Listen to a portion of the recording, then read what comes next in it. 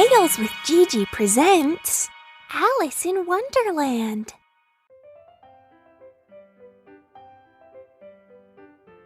Alice was beginning to get very tired of sitting by her sister on the bank, and tired of having nothing to do. Once or twice she had peeped into the book her sister was reading, but it had no pictures or conversations in it. And what good is the use of a book, thought Alice, without pictures or conversation? So she was considering in her own mind, as well as she could, for the hot day made her feel very sleepy and stupid, whether the pleasure of making a daisy chain would be worth the trouble of getting up and picking the daisies. When suddenly a white rabbit with pink eyes ran close by her. The rabbit pulled a watch out of his pocket to check the time. He shook his head, then disappeared down a rabbit's hole. "I must find out why he's in such a hurry," cried Alice. Filled with curiosity, she ran to the rabbit's hole and peeped through the entrance. The hole dropped suddenly, and Alice fell. She fell for a long time, when suddenly she came upon a little three-legged table, all made of solid glass. There was nothing on it except a tiny golden key. When she looked around again, she came upon a low curtain she had not noticed before, and behind it was a little door about 15 inches high. She tried the little golden key in the lock, and to her great delight, it fit. She opened the door and saw a beautiful garden through it, but she couldn't reach it as she was too big. When she turned around toward the three-legged table, Alice found a green bottle that said, "Drink me," magically appeared on it. Out of curiosity, Alice took the bottle and drank the entire potion. Then she began to shrink until she was no bigger than a doll. She opened the door and quickly ran through it. "What a splendid garden!" she exclaimed. "Why, I'm no bigger than the insects that crawl on these flowers." But the excitement soon wore off. Alice grew bored with her tiny size. "I want to be big again," she shouted.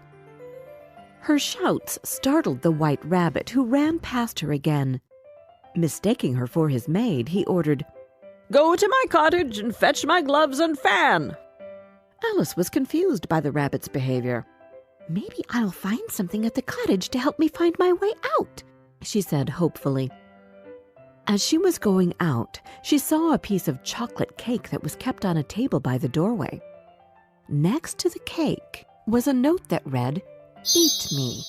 "I'm so hungry," Alice said as she ate the cake. Suddenly, she felt strange and realized, "Oh no, I've grown larger than this house," she cried. "Get out of my way! You're blocking the door!" shouted the white rabbit. Alice managed to pick up his fan. Immediately, she began to shrink. But little did she know it was a magical fan which made her small again. "Oh no, I'll never get back up to the right size." She went looking for help.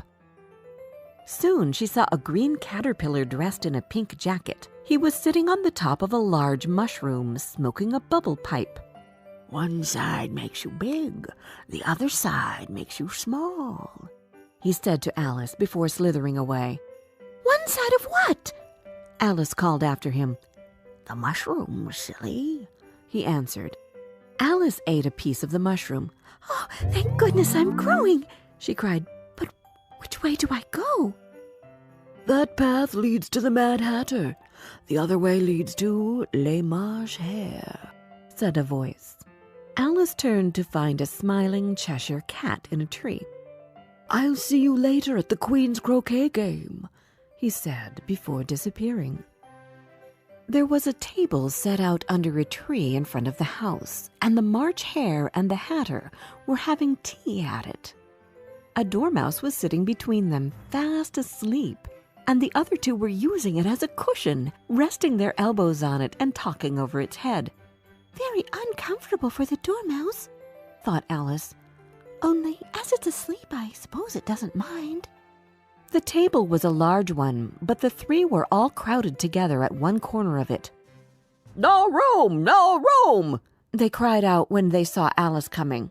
"There's plenty of room," said Alice indignantly, and she sat down in a large armchair at one end of the table. "Have some wine," the March Hare said in an encouraging tone. Alice looked all around the table, but there was nothing on it but tea. I don't see any wine, she remarked. There isn't any, said the March Hare. Then it wasn't very civil of you to offer it, said Alice angrily. It wasn't very civil of you to sit down without being invited, said the March Hare. I didn't know it was your table, said Alice. It's laid out for a great many more than 3. You may stay if you answer my riddle, shouted the Mad Hatter. Why is a raven like a writing desk? Alice felt dreadfully puzzled. The Hatter's riddle seemed to have no sort of meaning in it, and yet it was certainly English. Don't quite understand you, she said as politely as she could. Have you guessed the riddle yet? The Hatter said. No, I give up. Alice replied, What's the answer? I haven't the slightest idea, said the Hatter. Nor I, said the March Hare. Alice sighed wearily. I think you might do something better with the time, she said, than waste it in asking riddles that have no answers. And she continued her walk. Suddenly, she found herself in the middle of a field where the Queen of Hearts was playing croquet. Her guards and gardeners were shaped like cards. One gardener had planted white roses by mistake and then painted them red.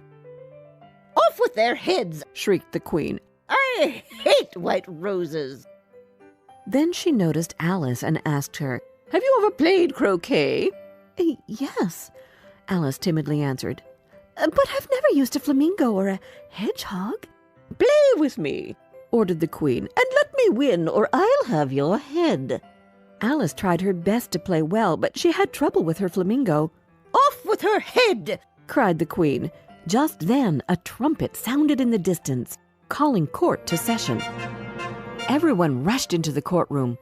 Court is now in session, announced the White Rabbit. Will Alice please come to the stand? Alice took the stand and looked at the jury box, where the March Hare and the Mad Hatter were making noise.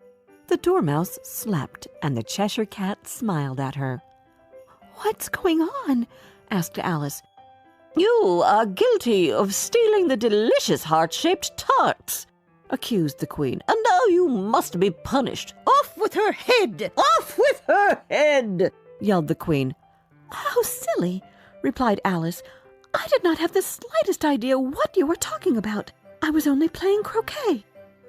Alice felt someone touch her shoulder. Wake up. You've been sleeping for too long, said her sister softly. I had a strange dream, said Alice. She told her sister about the White Rabbit, the Mad Tea Party, the Queen of Hearts, and the trial. But her sister wasn't paying attention. You're reading again, mumbled Alice. As she stretched, Alice saw a little white rabbit with pink eyes scurry behind a tree.